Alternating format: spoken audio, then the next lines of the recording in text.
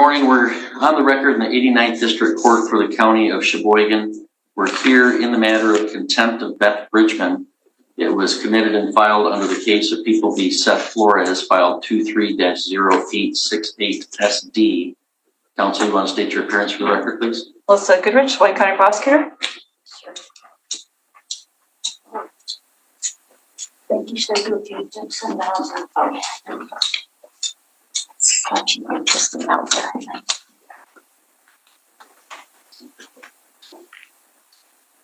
All right, good morning. We are on the record in the 89th District Court for the County of Sheboygan. We're conducting the physical hearing upstairs in the circuit courtroom. It's being clerked by the 89th District Court staff down in that courtroom. And we're here in the case of In re Beth Bridgman on a contempt matter.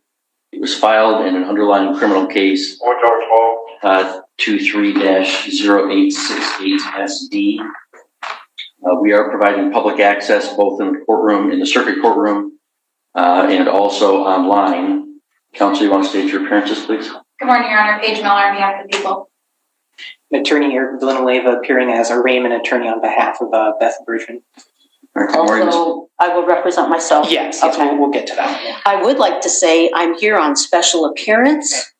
No? I think I have some rights here. I don't know. What does special appearance mean to you?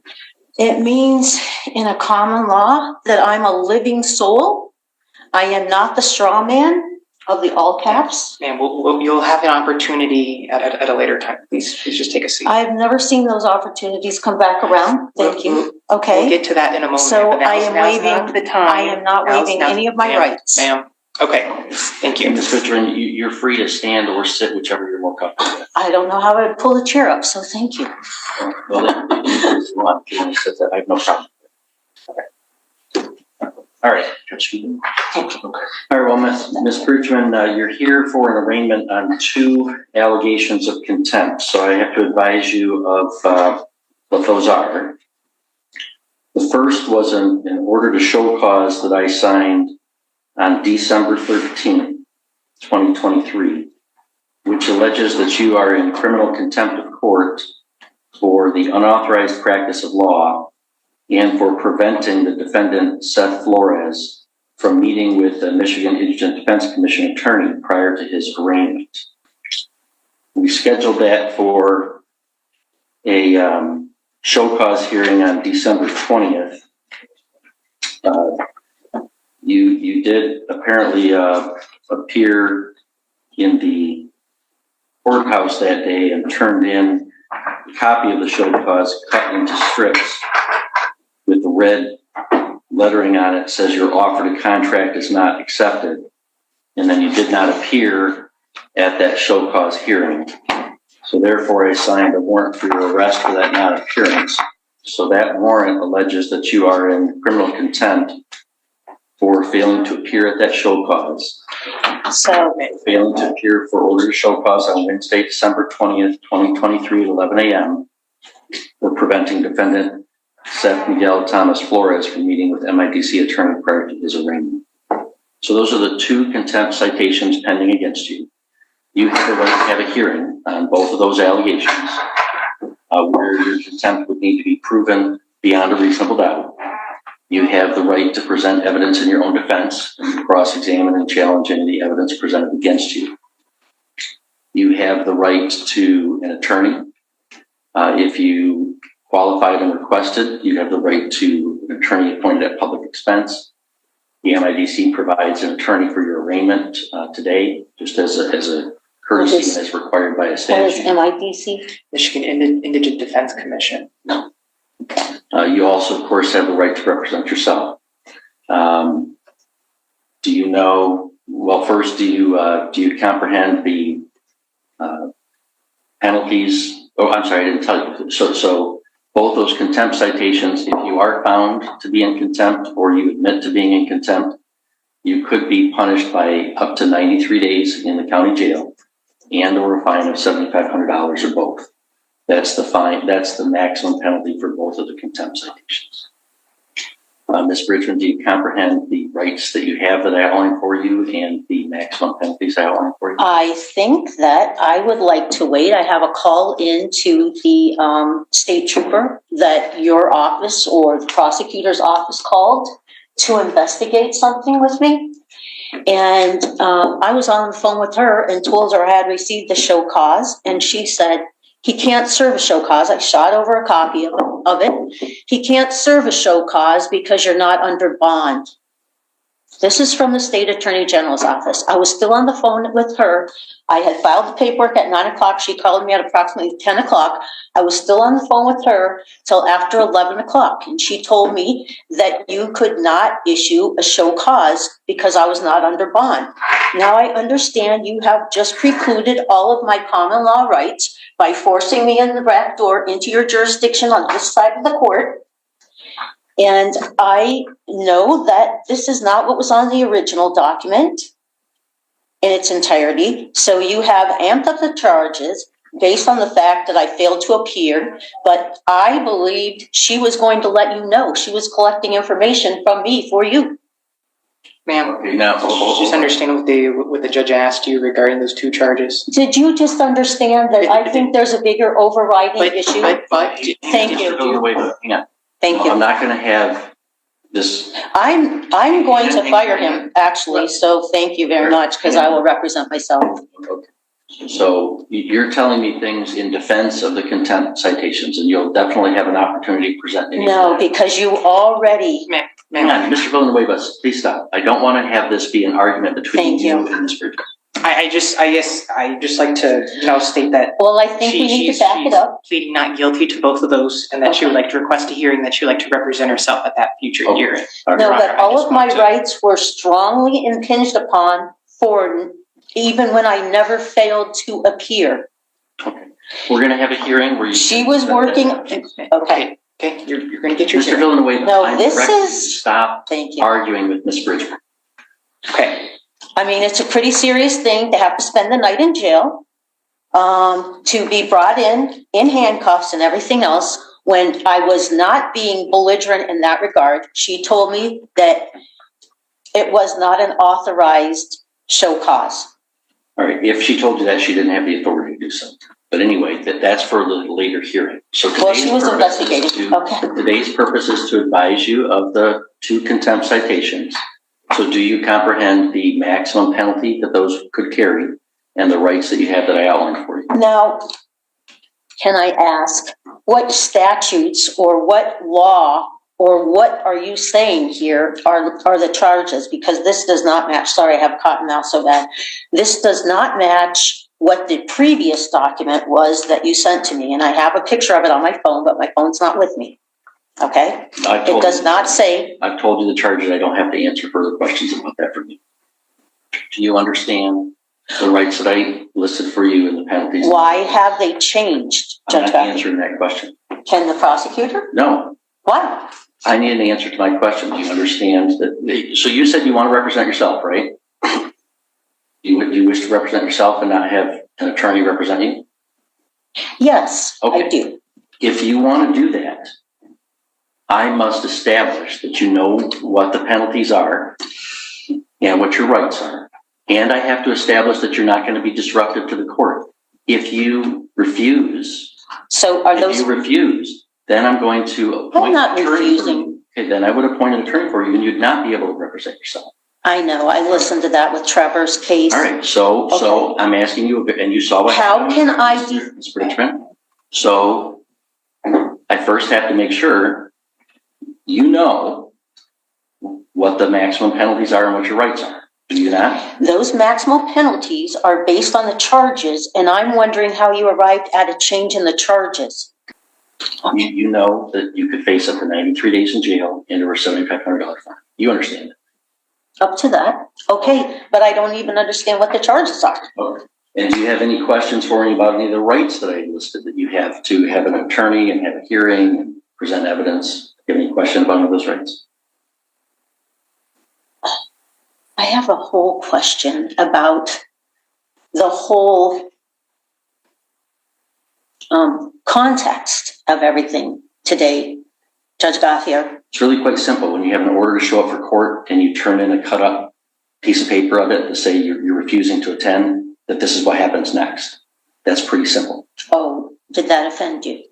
No, it did not offend me. It was a contempt of court. It's a It's common not law about thing. anybody's personal feelings. It's about the authority of the court to compel appearances, and you did not appear.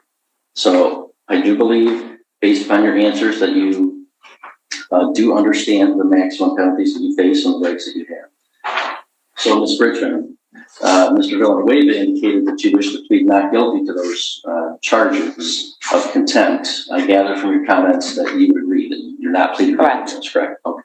All right. So we'll enter a not guilty plea on your behalf to both contempt citations. We'll schedule this for a hearing where the prosecutor will present evidence, and you can present evidence in your defense. If you want to have an officer come testify on your behalf, you can certainly do so. I would like to request a trial by jury. There is no right to trial by jury in a contempt matter. So that request would be denied. Okay, so then there's no chance to understand what you're charging me with prior to this hearing. I've told you what you charged. I can read it again if you want. I don't see where there's a code or a statute or any law that I have actually violated here. Well, that's not required to be on a contempt citation. I've told you what the allegations are.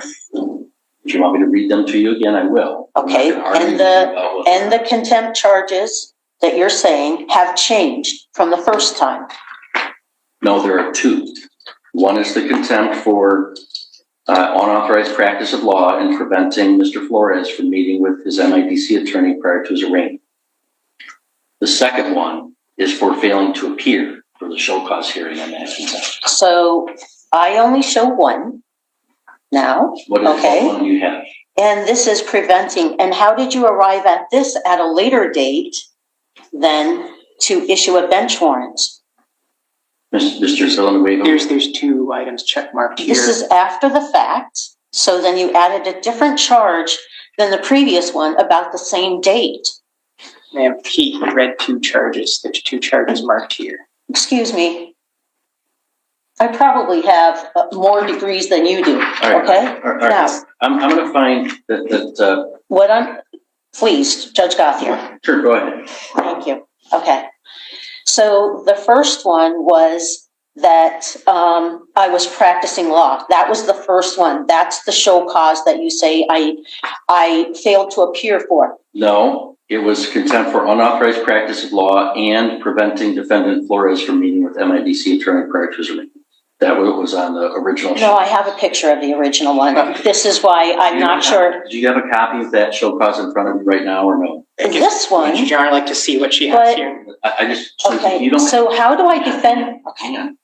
If you do not have in front of you right now a copy of the first show cause, I'm happy to provide a copy to you. So how did you arrive at a second show cause? Because you didn't show up. The second show cause is for failing to show But I wasn't on bond. So both show causes are not in effect because I'm not on bond. Your Honor, what is the date of the first show cause? December 20th. No, that's Sorry, that was before the December 20th. sorry. You may view this document. This is out of the court file. You may view it and then So- send it back. Judge Gothier, do I have any other recourse to clarify where I was on that day and the information that I was going off of by your own investigator? You do. You do. Okay. That is a hearing date. Today we're going to schedule a hearing date and you can present that evidence at that time.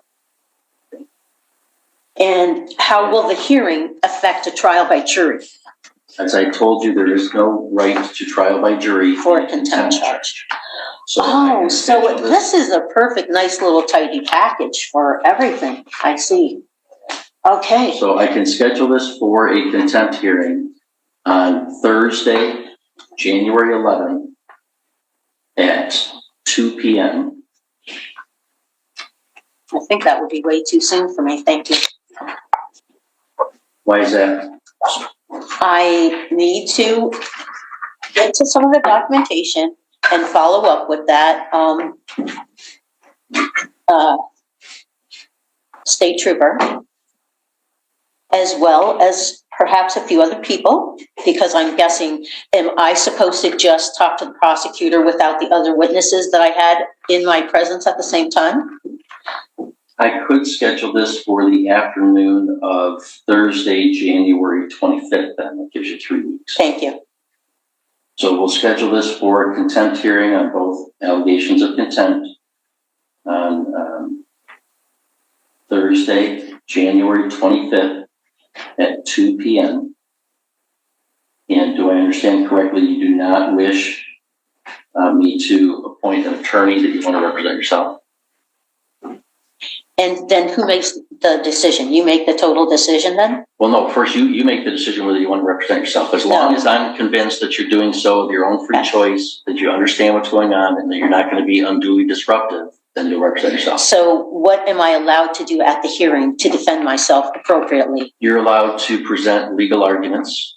You're allowed to present witnesses to testify under oath, yourself or any other witnesses that you bring with you. If you want to subpoena a witness, if you're representing yourself, you can't issue a subpoena without the court's signature. An attorney can issue a subpoena on their own. So if you want to subpoena somebody, what you would do is you go to the court clerk, they give you the paperwork, you'd fill out the subpoena, they would give it to me to review, and if it looks like it's reasonably, connected or relevant to the case, I would sign the subpoena, and it would be given back to you for you to serve upon the person to compel their appearance. I did not even get to watch the video that day because I was still on the phone with the trooper. And then people told me after I went up for Christmas that there was maybe a bench warrant, that you had issued a bench warrant. But everybody looked for it online at VineLink and couldn't find any bench warrant. So I was not trying to. I thought that trooper had told you what she told me, that I wasn't on bond, so I couldn't have a show cause. Okay, well, that's all going to be sorted out at the hearing. Okay, we don't have to sort all that out. Well, that's a lot of overnight in being arrested downtown and everything for a misunderstanding that I would like to. Mr. Richmond, I mean, Okay, I get it, You're not Judge Gothier. I know what happened. You're not fooling me. I've got the show cause that you apparently cut up into little strips and wrote. Yeah, but I brought it at 9 o'clock because do you know that that's actually a common law practice? And there are courts that recognize common law because sovereign people and people who take an oath of office can follow common law. All right, so the Not the contempt hearing codes and on both statutes. matters is scheduled for Thursday, January 25th at 2 p.m. I find that Ms. Bridgman is unequivocally exercising her right to represent herself, that she understands the nature of the charges against her, the maximum penalty, and the rights that she has. I find that although she certainly disagrees with the court procedures and processes, which is her right, that she's not being unduly disruptive to the court's business.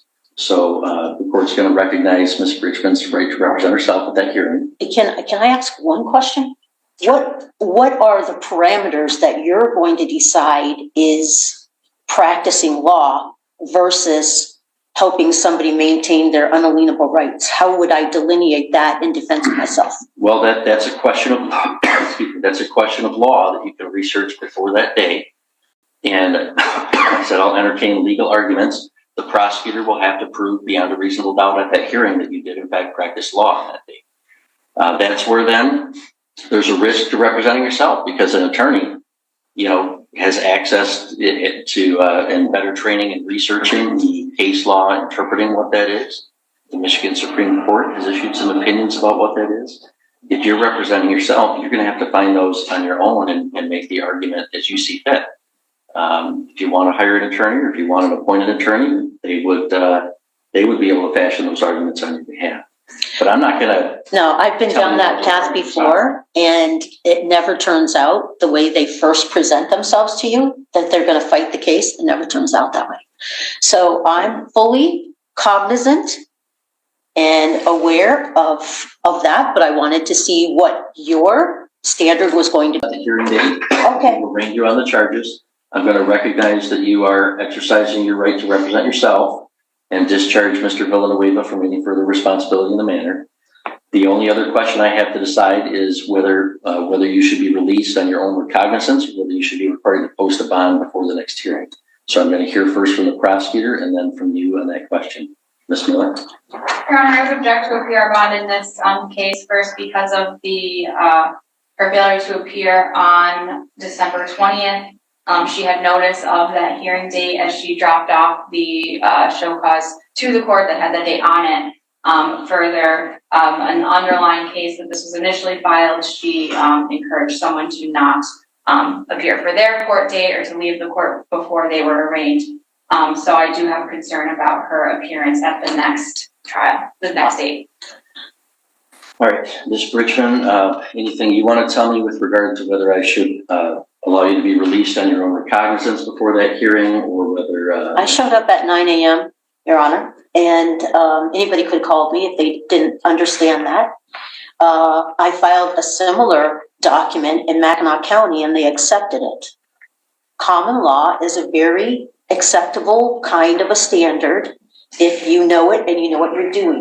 So maybe there'll be a chance that I can present some of these other avenues, because how does my country tell me to take an oath of office to defend the Constitution, but then I'm held to only codes and statutes of the Michigan legislative body, governor, and perhaps Supreme Court?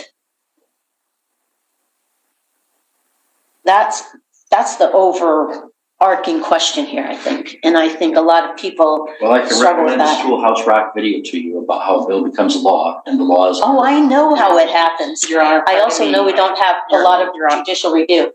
So Your Honor, that's part the of bond question. Any input, Mr. Lowenway? Yes, I guess I know you just released me as the attorney of record, but I guess in support of the bond on her behalf, Yes, go ahead. Yeah, so I like to advise the court that Ms. Bridgman is a resident of the city of Sheboygan.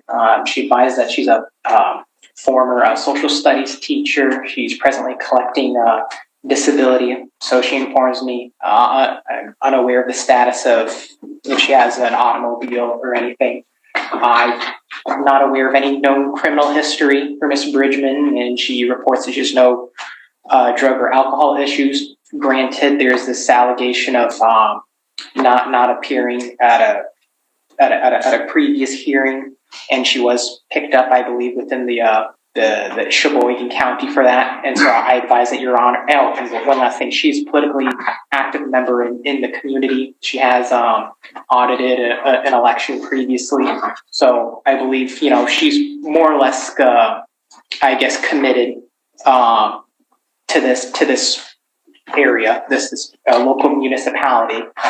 It seems unlikely that she would go anywhere, and how she would do that. And so, Your Honor, I would ask that you set reasonable bond for her release. Thank you. All right, thank you. Well, I don't believe that Ms. Bridgman poses any danger to public safety.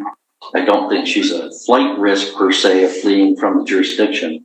However, I do believe that she's a heightened risk of just flat out refusing to appear, as evidenced by the fact that she cut off the previous show cause into little strips and wrote that she wasn't accepting an offer. Well, they It wasn't didn't. an offer, it was an order Sorry, to appear. they didn't actually And yet hand it to people just me. refuse to appear on orders to appear by saying, sorry, I don't want to. So I don't think that release on her own recognizance would be sufficient to secure her appearance. So I'm going to set bond in the contempt matter at $10,000 cash or surety of the full amount. There will be no special conditions attached to it, however, just the standard conditions, Ms. Bridgman, that you have to make sure that we know. If you change we have to know your address, contact information. You can't violate any laws in the state of Michigan or any political subdivision thereof, and you must appear for all court appearances.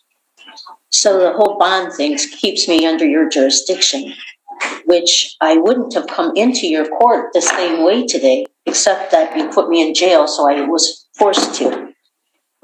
That's the bond that I've set. So This is the struggle between keeping my oath to defend the Constitution and adhering. I've taken a similar oath, and I believe I'm going to get one today, Ms. Bridgman. So we'll see you on the 25th. We will look at the case law. That's what it is. All right, we'll adjourn.